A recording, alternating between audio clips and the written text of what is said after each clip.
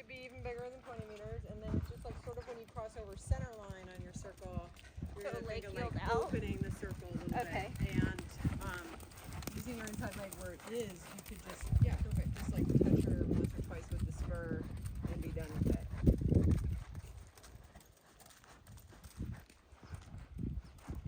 Like that, good. And that was a nice response because she rounded up a little bit more, and that is a moment to then for you be like, okay, now I can have a little bit more outside rein contact because she's kind of filling it up. So just close your hand. Don't shorten the rein, just close your hand a little bit. Good. Good. And here you're just following the circle, circle, circle, and now your left leg goes nudge, nudge, like that, yeah. And then you're done with it. See how she got rounder? We have it on video.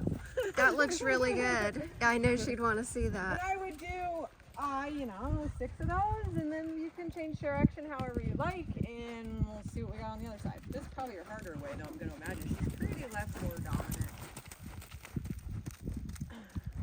No, I mean, it sounds like she's got the arthritis, which doesn't help on that side, but she's not as asymmetrical as a lot of them, just a little bit. So this rhythm is really, really nice. You want to keep her in this rhythm and then just sort of dance her sideways, three, 4 steps. It's quality over quantity here. Try to just enlarge the circle a little bit, right? Like touch, touch, touch. Yeah, that's good connection on your outside rein. Keep it. Make sure you definitely feel her on the outside rein, so no slack. At this point, you wouldn't do this in the beginning, but you've already warmed her up. Nice. Nice. That's a good frame. She's looking for the bit, but she's not behind the bit right here. She's not curling up right here. Yeah. Good. Good. Good. So just to start to get some softening in the rib cage, that's going to help her trunk lift up a little bit more, be a little less on the front end. You could sprinkle some little leg yield in like this. If it's going well on the circle on any given day, then yeah, you could throw it in on the straight lines. I think keeping her nice and soft and flowy may happen better in the trot on the circle, but we don't want that to be the only place we do it. So, feel it out on any given day, but just throw in some responses of leg yield. And the important thing, just a reminder for whoever's riding her, is that you don't change the rhythm. So if you're practicing on any given day, she gets distracted or whatever, and she's slowing down every time you do leg yield, just go do something else. Like go to the canter, or just don't keep drilling it for the sake of drilling it. But this is really nice. I mean, you can hear the rhythm. If you close your eyes, she's just locked in. And then you want to take that a little sideways.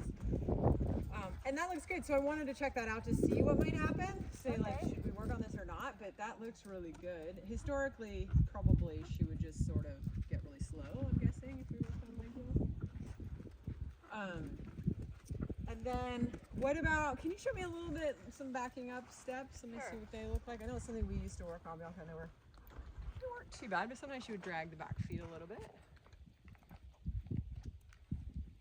Yeah, that's nice. Good. You have a good memory. Good.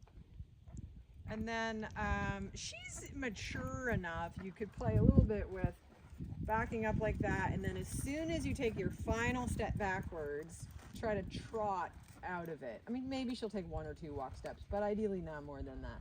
So nice, take your time, calm backing up steps, and then sort of roll up to a trot would be a good way for her to use the hind back.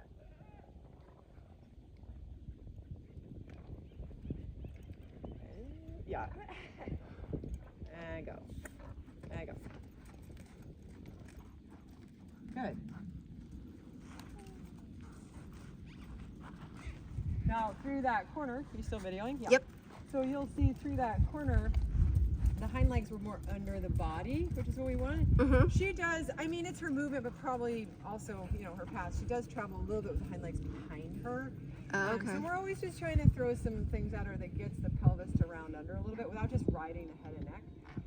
So this is an exercise that can help with that. And those initial trot steps after the rein back, you saw that in that last corner where the hind legs were more under the body.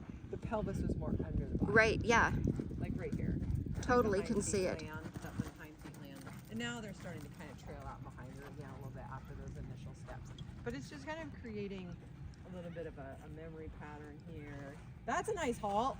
She's really uphill there. That's really great. Good, good. And I can see how you have to be very, take your time and be very careful with the reins. I see that.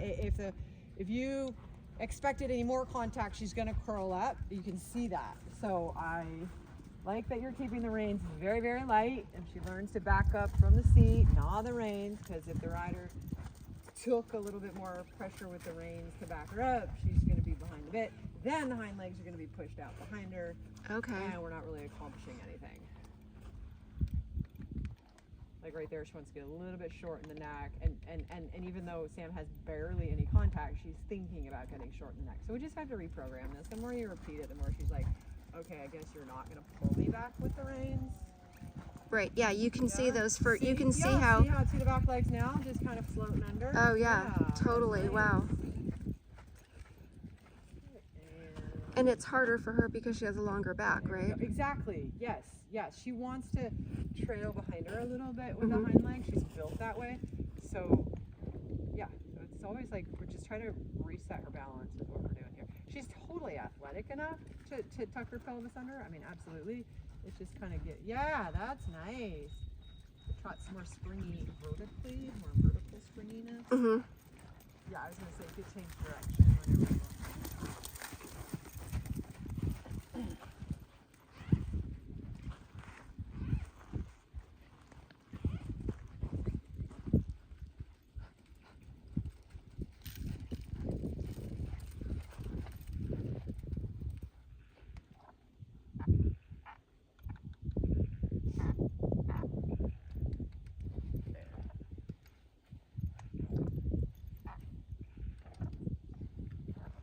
I see where you say you have to be super careful. Right yeah. And then because of that, the backing up step, she kind of scuffed her feet through the dirt instead of like lifting them and placing them backwards. So it wasn't a great response, but and it could be this direction I was is gonna harder. say everything's probably a little different on this side. Maybe not. We'll repeat it. And sometimes repetition is the mother of improvement here. That's a better halt. She started with the back. She stopped with the back legs more under, and so then we're set up well. Okay, that's a little better. And go. Bump with the leg. Off you go. Nice. She lifted up a little bit in the withers. There. Nice happy ears. Good. Good. Let's do one more and then we'll just give her a little bit of a break. Okay.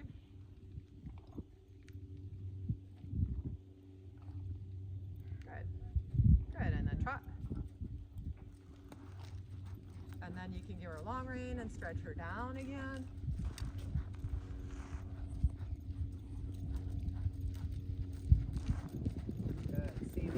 Stretch where she's seeking the contact.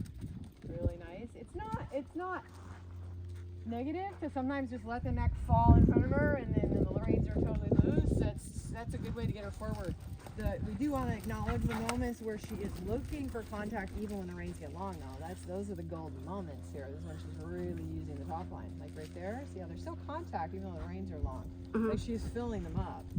That's really good for her. Good. Good. Okay, and then you come back to the walk.